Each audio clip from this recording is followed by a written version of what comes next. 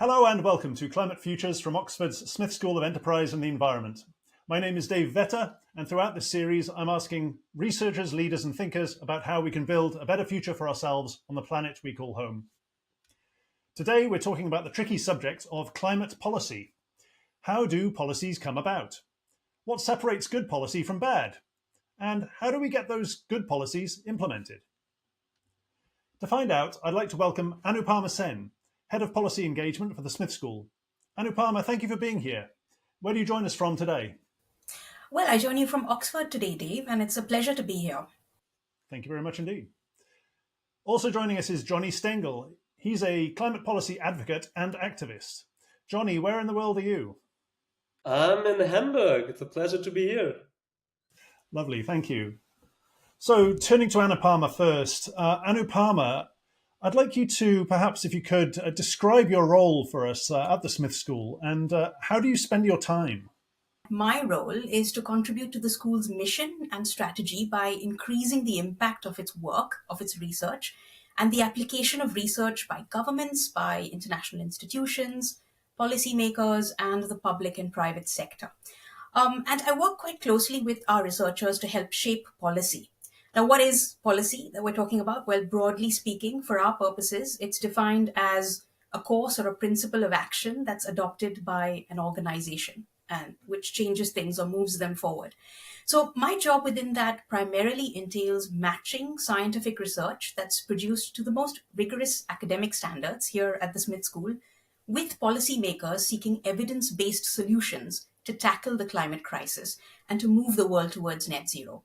And I do this through a process that involves the translation of that research into accessible forms. So that could be through writing policy papers or briefs or arranging conversations or arranging seminars and meetings to try and disseminate this evidence, this information to policymakers. So I'm interested to know how your work fits into the broader ecosystem of policymaking. How do you see yourself within that world? An excellent question and one that I've asked myself many, many times. But I think I've sort of arrived at an answer. So I see my role as bridging two interconnected spheres, so to speak, that operate on slightly different timescales. So the first sphere is that of pure scholarship, the advancement of human knowledge, the discovery of new evidence that connects things that may have been previously thought to be unrelated. And that sphere, academic research, takes place on relatively longer timescales. It's not unusual, for instance, for it to take a year for a paper to be accepted and published in an academic journal. And most research projects may run for timescales that range from anywhere between 2 to 5 years. Now, the other sphere is that of policymaking, which takes place on much shorter timescales, as Johnny will be very familiar with. It takes place on days and weeks rather than months. Often policymakers are looking for the best available answer to a question at the time.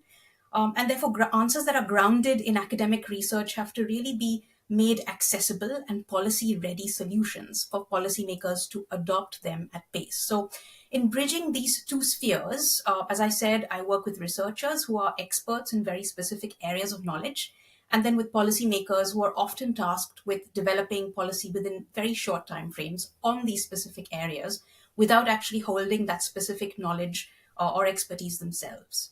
And so finally, I work with NGOs and civil society organizations as well, which are relatively more agile than, let's say, the typical university and have the ability to respond quite rapidly to inquiries for information from policymakers.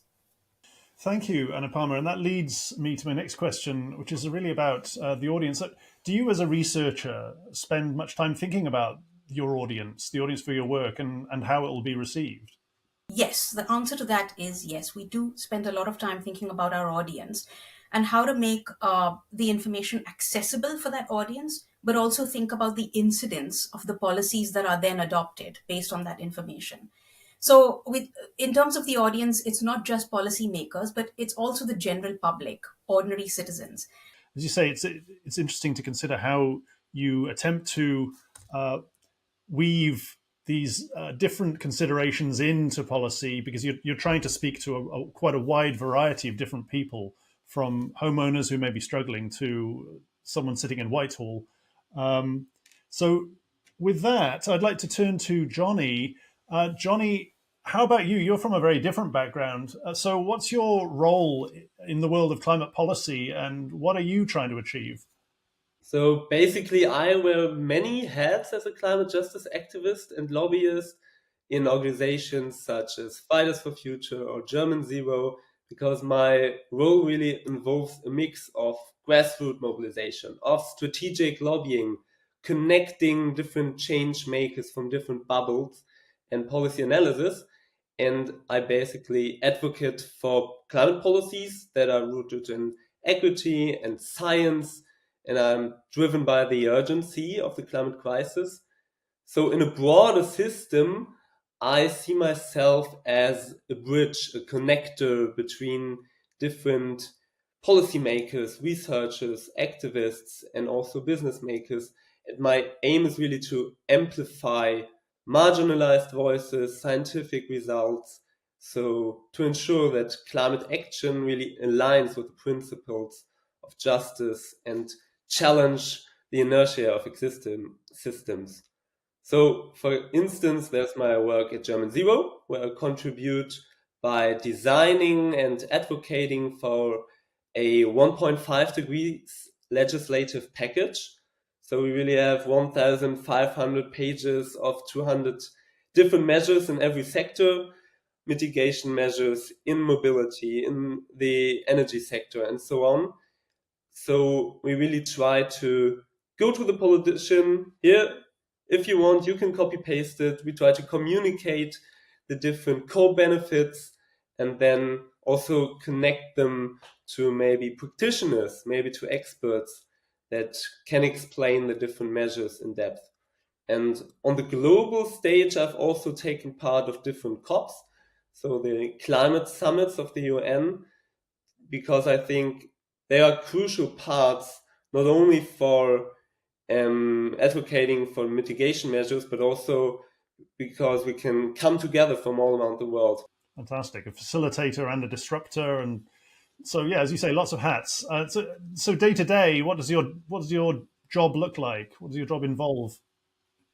I think a normal day, on a typical day, I might start with strategic planning for a campaign or a protest or a lobby meeting, and analyzing the policy space and the current media and politicians arguing in the media about different mitigation measures.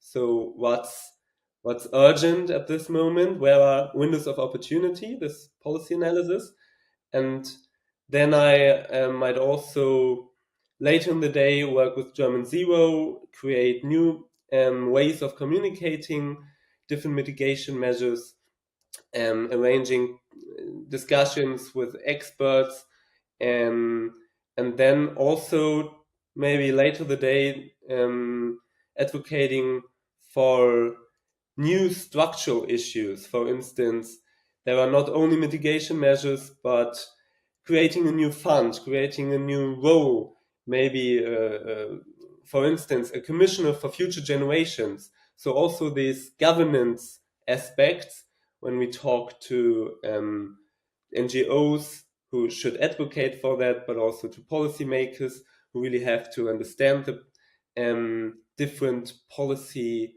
advisories. And maybe at the end of the day, I would have a networking meeting with different NGOs, with different experts to exchange about the successes that we have had during the day talking to policymakers. Cool, thank you, Johnny. And you and Anupama, you're both involved in policy. You clearly have these completely different types of roles. So, but where do you think do you see your work overlapping anywhere, and where would that be? So, but where do you think do you see your work overlapping anywhere, and where would that be?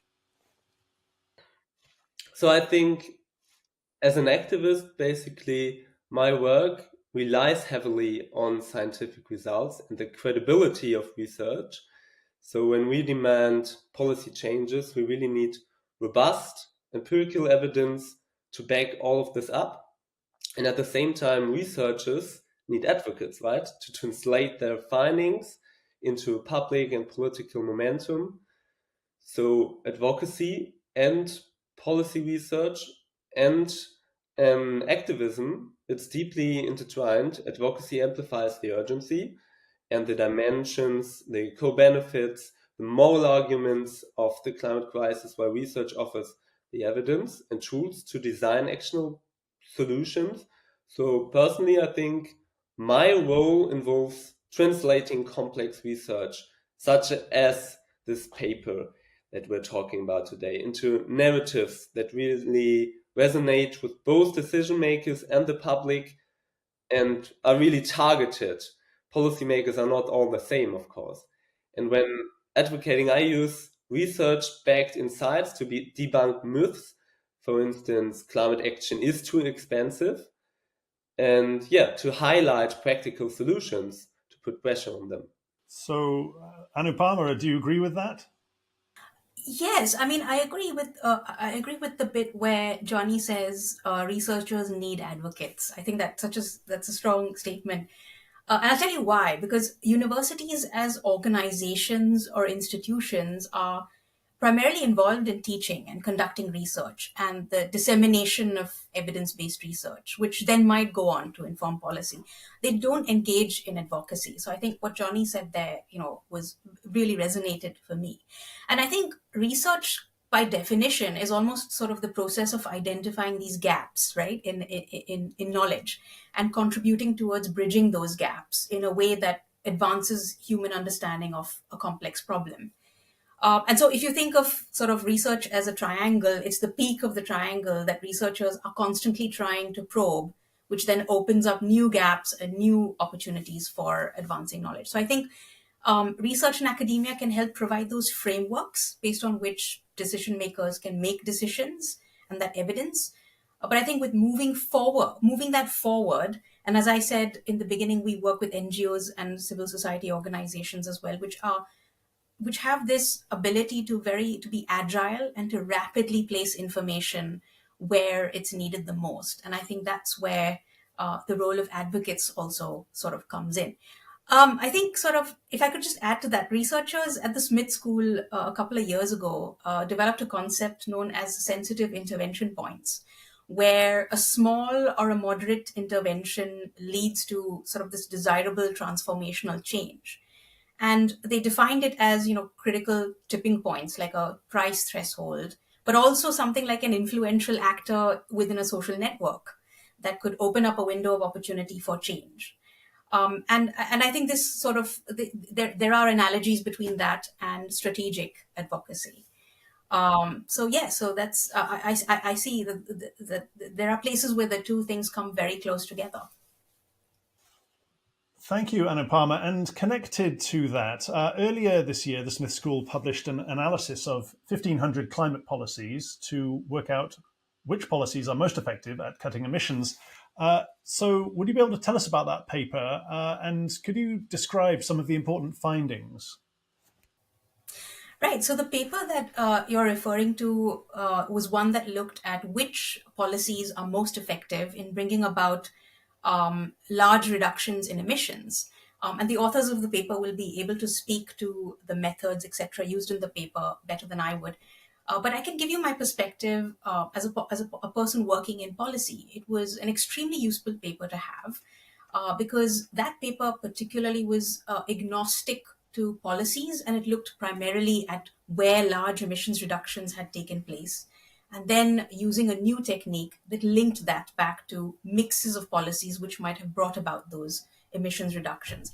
And I think that angle of adopting, that the angle which was adopted by the paper is quite a useful frame to have as a policy professional who is looking at how to reduce emissions in different sectors.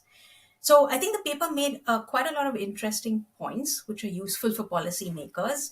The first point was climate policies are more effective as part of a mix. In the majority of cases, you get a bigger emissions reduction or a bigger effect if a policy instrument is part of a mix rather than implemented alone. And so, for example, in the transport sector, one of the conclusions was You might have a subsidy for an electric vehicle, but at the same time, you have a target for phasing out fossil fuel vehicles in the transport sector. And those two things in combination are way more effective than focusing on a single policy alone. The second very important part of that paper for me was the recognition of the role of context and the fact that developing and developed countries have very different climate policy needs. And I think this speaks to what Johnny talked about in terms of justice and equity in the climate transition. Within that paper itself, from the analysis they did, they found that pricing stands out as an effective policy measure in developed countries, whereas in developing countries, things like regulation are a more powerful set of policy-based instruments. And I think these sorts of insights can be used by policymakers to design their net zero transitions in different sectors. The four sectors that were covered in the paper were industry, transport, electricity, and buildings, which, as we know, are key to achieving net zero emissions. So from my perspective, every paper has limitations. This particular paper adopted a very novel frame of looking at the problem and highlighted the fact that there is an ambition gap on emissions, but there's also a big knowledge gap on what kinds of climate policies are most effective. You put the two together and you arrive at something that gives you a way forward. Thank you, Anupama. That's really valuable.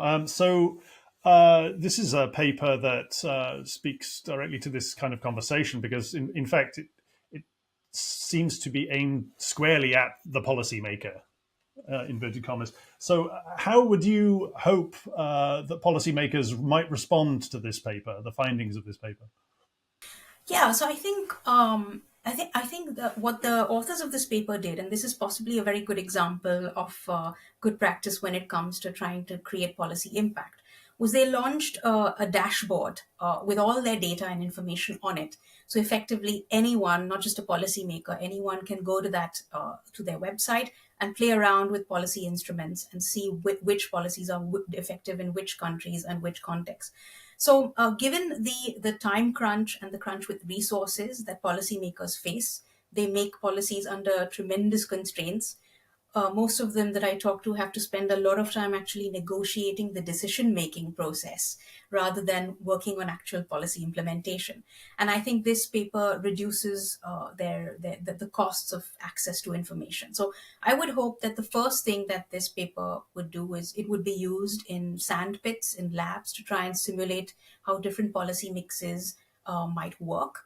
And also, it has lessons from all across the world, including the developed world as well as developing countries. Right. And in this case, it sounds like the paper itself was set up to strategically help policymakers to perhaps implement its findings. It sounds like that would be something that maybe researchers can also incorporate into their future work.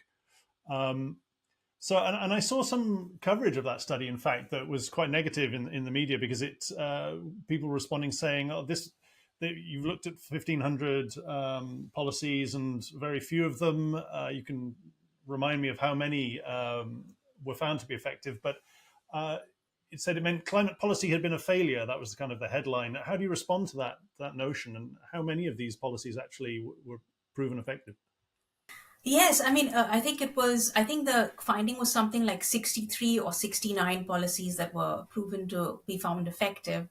And I think this is sort of an example of the communication of the findings and how that can quite easily be taken out of context.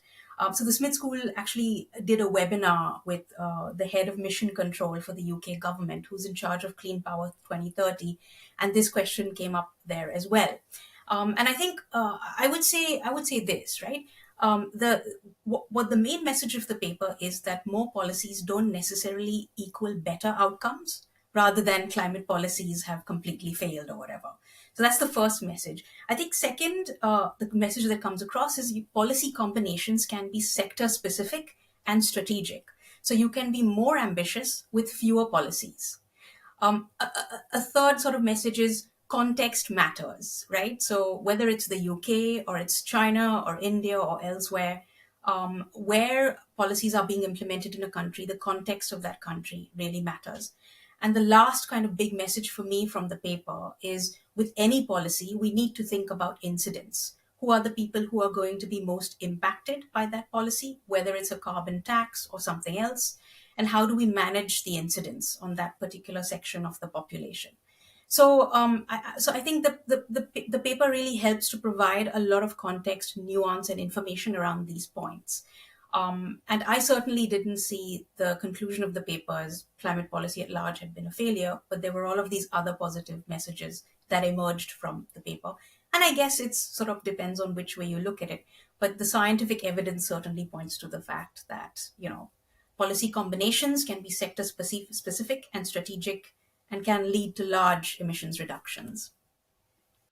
Thank you, Anupama. And for those listening and viewing, the paper in question is called Climate Policies That Achieved Major Emission Reductions, Global Evidence from 2 Decades. We're going to link that. That's going to be in the description, and you'll have all that if you need to check out what we're talking about. So, Johnny, what were your takeaways from this report? How has this influenced your advocacy work? Yeah, I think it's really an invaluable resource for understanding what works in the fight against the climate crisis globally, because this study really identified that the most successful policies are not isolated, but really policy mixes. And that's basically what I advocated for years. I always try to convince policymakers we shouldn't work in silos. We shouldn't have separated ministries working on their own legislative packages, but working together transactionally. So this study really helps me to argue in this regard. For instance, there are policies not only like carbon markets, which you can really connect or not connect with policy measures like carbon climate dividend or with subsidies. And on the other hand, there are transsectoral approaches like agri-PV, where really the agriculture ministry has to work together with the energy ministry. So I feel like this whole approach is really new. And when I argue with politicians about are we the front runners in Germany or in the US or in the UK, whatever, or what is the approach of the other countries all around the world, I can really point at this study and show them, no, there are other front runners and there are best case scenarios from Costa Rica in the energy sector or Germany or other countries in different sectors, and to put pressure on them. Right. Thank you, Johnny. And yeah, as you say, it's valuable in so many ways. We have a kind of baseline for now we know what good policy looks like. But in your view, can we assume policymakers and politicians will act accordingly when good research comes out? And if not, what's going wrong and what are the constraints that are preventing action?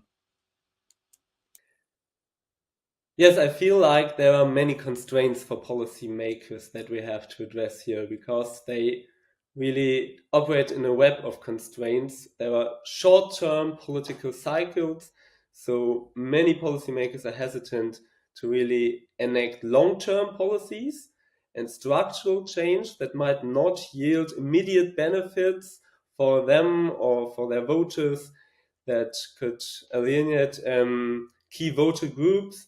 Secondly, there are, of course, economic pressures. I'm a volunteer most of the time lobbying. Then there are lobbyists of Shell, on the other hand, that they also meet. And there are always powerful lobbies who resist change, creating economic and political pushback. And some policymakers think that there is economic disadvantages of these climate policies. And most of the time there's a information overload. Not only that they don't have the time to read all of these policymakers in depth, so I have to summarize most of them, but they are bombarded with conflicting advice. So it's making it difficult to prioritize effective solutions. And so how can we overcome that? I think we need to present research in clear, actionable terms for them. And we also need to emphasize co-benefits like job creation or improve public health. And we need to create collaborative forums between researchers on the one hand and policymakers on the other hand, if you really need to understand the study in depth, to bridge this gap and simplify the message most of the time when they are busy and they are really new to their topic, because no, I'm responsible for health politics, I'm responsible for military politics, then you really have to translate it into their language and their interests to focus on the co-benefits, for instance, in the health sector. Right. And so, I mean, what can help even the odds? People talk about this as a David versus Goliath struggle, especially when you're up against the fossil fuel industry. How do you even the odds when you're in this fight? Yeah, basically it's about social relationships. So really building trust from time to time when I engage with policymakers. Most of the time I don't only meet them once, but many times, to really build an ongoing relationship and dialogue rather than one-off interactions. And I'm authentic, of course. So I don't have any industries paying me, and I have the moral argument on my side. And lastly, I can leverage public pressure. So I can point on the streets telling them, okay, if you don't implement this policy, there are a lot of voters that will not vote you anymore. And even if it's against some of your interests at the first look, in the long term, all of us will profit. So it's really about talking not only about different demands or policy mixes, but to understand them, ask them questions, what are they worrying about, and then to translate them these measures into their politically daily life. Thank you, and thank you very much indeed. Here's a chance to make another connection. Anupama, who's one of the top researchers in this field, I wondered if you had anything you'd like to ask Anupama. Yeah, definitely. So, Anupama, I'm really curious to hear your thoughts about how we can better communicate the nuances of different climate reports, of science in general, because most of the time policymakers maybe read headlines about reports, but they don't really understand it in depth. Excellent question, Johnny, and I'll try my best to answer it. So I think you've kind of hit the nail on the head in one thing that you said before, and also your question now. So the thing that you said before was policymakers spend a lot of time trying to decipher documents, and they face multiple pressures and trade-offs. And in some of the work that I've read, which looks at what kinds of policy changes are successful and what are not. There was a report that was published a few years ago by researchers on the effectiveness of UK House of Commons parliamentary select committees. So the select committees are committees in Parliament which have remit over every government department, and they make recommendations to those government departments. And then the recommendations that are made, a proportion of that is taken through to policy. And so as a policy person, one of my roles is to engage quite closely with those select committees, which represent sort of cross-party MPs. But in this report that I read, it said that of all the recommendations that are made, around 40% of recommendations actually then get implemented into policy change. And only the changes that are small changes, as opposed to transformative changes, are the ones that have the greatest success of being implemented.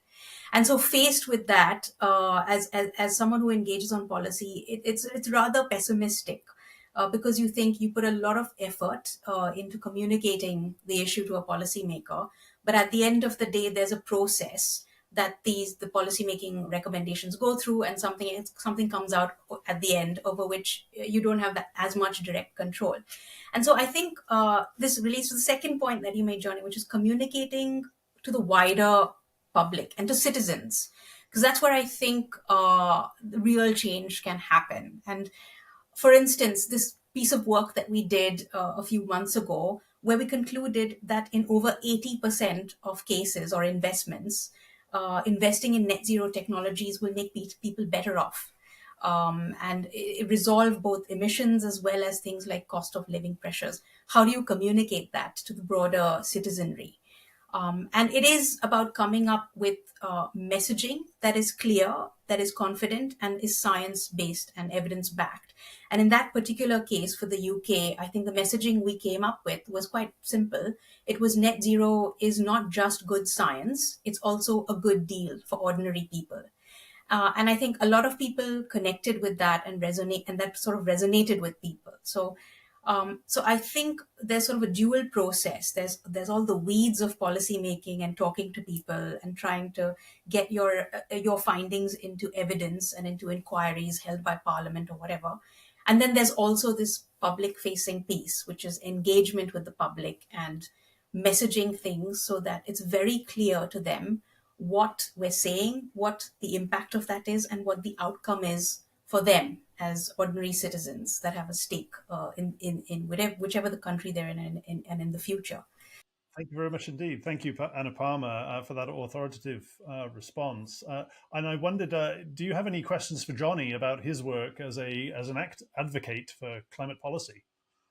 I have many questions, but I think one that's possibly the most interesting is Johnny, I would like to know how much evidence-based research has influenced your thinking and that of your peers in the approach that you adopt in your work. Could you say sort of how many times a week you might pick up a paper like the climate policies paper and give it a read and then think about how it fits with the work that you do?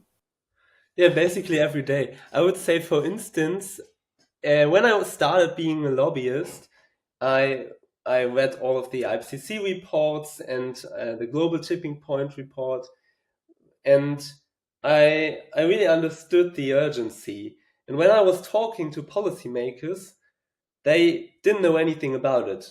They argued with time constraints. They argued, no, it cannot be realistically implemented in that short time amounts. And I always had the science on I was able to show carbon budgets, for instance, national carbon budgets they didn't hear about. I was able to show probabilities for different tipping point elements, and I was able to show the planetary boundaries framework by Rockström. And for especially this internet page, Show Your Budgets, where you can really, by Stefan Rahmstorff, show every national budget, it really helped to argue, okay, now hi US, your budget is basically over. You have the historic responsibility to get active on an international space. So I feel like I can argue with urgency quite easily in this regard, and because of that, I always have the last word, the last argument. And on the other hand,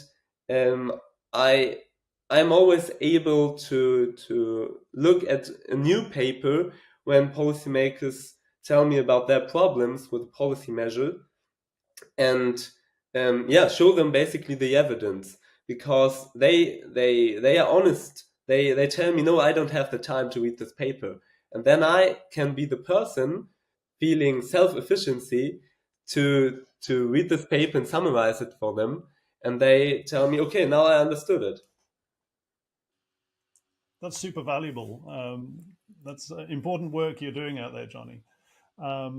Thank you so much for your time. I'm sorry to say we're out of time. I'd like to thank our guests, Anupama Sen and Johnny Stengel.